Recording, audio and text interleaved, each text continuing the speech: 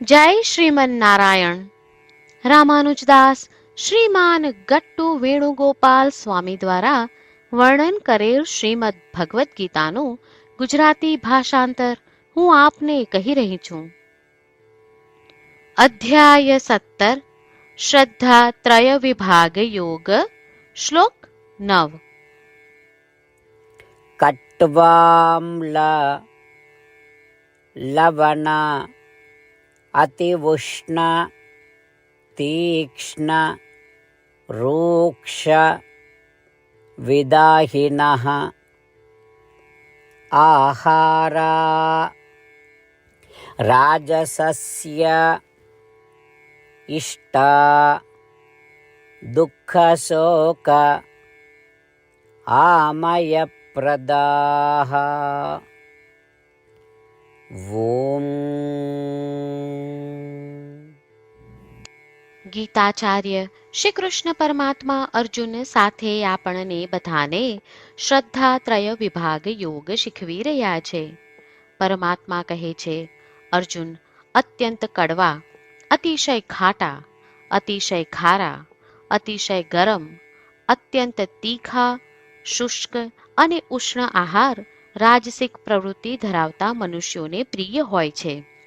અર્જુન, આવા પ્રકારના આહાર રોગ, અત્યંત તરસ, પીડા, શોક અને દુઃખ ઉત્પન્ન કરે છે. આ પ્રમાણે શ્રી કૃષ્ણ પરમાત્મા રાજસિક પ્રવૃત્તિ ધરાવતા મનુષ્યને પ્રિય ભોજનની વિગતો આપી રહ્યા છે અને કહી રહ્યા છે કે આ ભોજનના સેવનથી રાજસિક પ્રવૃત્તિનો વિકાસ થાય છે. રજોગુણને વધારનાર આહારનું વધુ પડતું સેવન ન કરતા બને તેટલો સાત્વિક આહાર લઈને સ્વયંમાં સાત્વિક પ્રકૃતિ, સદાચારી સ્વભાવનો વિકાસ કરીએ અને આપણી વૈદિક પરંપરાને અનુસરીએ. શ્રીમન નારાયણની પ્રાપ્તિને આપણા જીવનનું ધ્યેય બનાવતા અને માત્ર શ્રીમન નારાયણનું શરણ લેતા ચાલો આપણે બધા શ્રી કૃષ્ણ પરમાત્માના શબ્દોનું આ શ્લોક સ્વરૂપે પુનરાવર્તન કરીએ. કટ્વામ્લ લવણાત્યુષ્ણા તીક્ષ્ણ વિદાહિનઃ આહારા રાજસસ્યેષ્ટા દુઃખશોકામયપ્રદાઃ.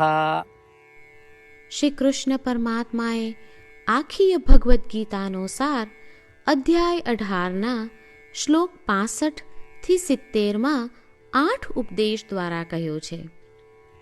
શ્રી કૃષ્ણ કહે છે, જે મારા આ 8 ઉપદેશ અનુસરે છે તે મને પ્રિય છે. એ સર્વે ભક્તોનું હું બધી જ રીતે રક્ષણ કરીશ. શ્રી કૃષ્ણ પરમાત્મા પાસેથી આખી ભગવદ્ ગીતા સાંભળ્યા પછી અર્જુન કહે છે, કરીશ્યે વચનમ તવ. એટલે, કૃષ્ણ, હું તમારી આજ્ઞાનું પાલન કરીશ. તમે કહો છો એમ કરીશ. અને આથી જ શ્રી કૃષ્ણએ દરેક પ્રકારના યશ અને વિજય અર્જુનને આપ્યા છે. તો ચાલો આપણે પણ પરમાત્માને 8 વાતો પાળવાનું વચન આપીએ. પરમાત્માને આપેલા વચનથી મોટી કોઈ પૂજા, તપ કે યજ્ઞ નથી. 8 પ્રતિજ્ઞાઓ જે આપણે લેવી જોઈએ તે હું હવે કહું છું. આપ સૌ પણ એનો મન અને હૃદયથી વિચાર કરો. આ રીતે શ્રી કૃષ્ણને વચન આપતી વખતે આપણે સૌ શ્રી કૃષ્ણની હસતી મુખમુદ્રાનો મનમાં વિચાર કરીએ અને પરમ આનંદનો અનુભવ કરીએ. જય શ્રીમન નારાયણ.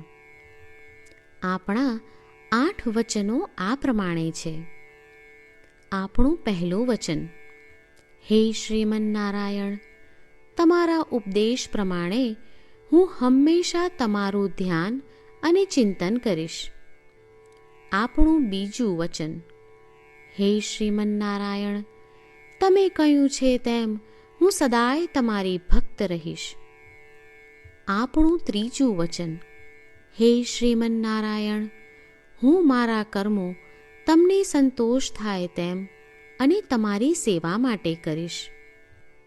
આપણું ચોથું વચન, હે શ્રીમન નારાયણ, તમે અનુસરવા કહ્યું છે તેમ મને પૂર્ણ શ્રદ્ધા છે કે હું તમારી છું હું સદાય મારા હાથ જોડી તમને નમસ્કાર કરીશ, તમારી ભક્તિ કરીશ. આપણું 5મું વચન. હે શ્રીમન્નારાયણ, હું તમારા શબ્દો યાદ કરું છું. મામેકમ શરણમ વ્રજ. તમે તમારી શરણમાં આવવા કહ્યું છે. શ્રીમન્નારાયણ, હું માત્ર તમારા જ શરણમાં છું. આપણું 6થું વચન. હે શ્રીમન્નારાયણ, આપે કહ્યું છે મા શુચ. તમે અમને આશ્વાસન આપી શોક ન કરવા માટે કહ્યું છે, તો હું દુઃખી નહીં થાઉં, શોક નહીં કરું. આપણું 7મું વચન. હે શ્રીમન્નારાયણ, અમારા કલ્યાણ અર્થે આપે શ્રીમદ્ ભગવદ્ ગીતા રૂપી આશીર્વાદ આપી અમારા સૌ પર કૃપા કરી છે, તો હું દરરોજ ઓછામાં ઓછો 1 શ્લોક વાંચીશ અથવા સાંભળીશ એવો સંકલ્પ લઉં છું. આપણું 8મું વચન. હે શ્રીમન્નારાયણ, હું ગીતાના દૈવી શબ્દો એ ભક્તો સુધી પહોંચાડવાનો પ્રયત્ન કરીશ જેઓ ગીતાથી અજાણ છે. હે શ્રીમન્નારાયણ, તમે કહ્યું છે તેમ કરીશ, તમે કહ્યું છે એમ વર્તીશ અને તમારા માટે જ કર્મ કરીશ. શ્રીમન્નારાયણને આપેલું વચન કે દરરોજ તમે કહ્યું છે એમ કરીશું, એ જ એક મહાન પૂજા છે. તો ચાલો આપણે સૌ દ્રઢ શ્રદ્ધા સાથે પ્રભુ પાસે એક સંકલ્પ લઈએ. શ્રીમન્નારાયણ, કરીશ્યે વચનમ તવ. શ્રીમન્નારાયણ, હું તમારી આજ્ઞાનું પાલન કરીશ. સર્વમ શ્રી કૃષ્ણાર્પણમસ્તુ. જય શ્રીમન્નારાયણ. કટ્વામ્લ લવણ અતિઉષ્ણ તીક્ષ્ણ રૂક્ષ વિદાહિનઃ આહારા રાજસસ્ય ઇષ્ટા દુઃખશોક આમયપ્રદાઃ. ઓમ. કટ્વામ્લલવણાત્યુષ્ણા તીક્ષ્ણરૂક્ષવિદાહિનઃ આહારા રાજસસ્યેષ્ટા દુઃખશોકામયપ્રદાઃ.